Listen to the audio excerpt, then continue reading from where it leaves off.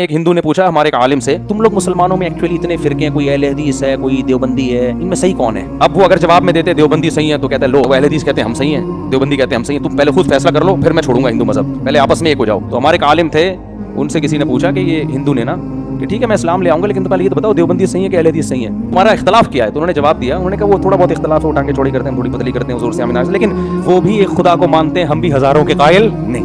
اتنا بڑا بلنڈر نہ ان سے ہوا ہے نہ ہم سے ہوا ہے۔ پتھروں کے بنے ہوئے بتوں کو وہ بھی نہیں مانتے اور پتھروں کے بتوں کی پوجا ہم بھی نہیں کرتے۔ اتنے بے وقوف ہم دونوں ہی نہیں ہیں۔ ٹانگیں چوڑی پتلی 8-20 تراویح یہ پھڈے مڈے تھوڑے بہت چلتے ہیں، اتنی بڑی لڑائیاں ہماری اور اتنے بے وقوف ہم دونوں میں سے کوئی بھی نہیں ہے کہ اپنے ہاتھ سے پتھر بنائے اور اسی کے سامنے سر جھکائیں۔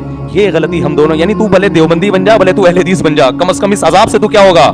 بچ جائے گا۔ اس سے پتہ چلتا ہے کہ جب کوئی الٹا سوال آپ سے پوچھے تو اس کے جواب دینے کی کوشش نہ کریں، کیونکہ وہ آپ کو بحث میں الجھانا چاہ رہے ہیں۔ آپ وہ بات کریں جو آپ ثابت کرنا چاہتے ہیں۔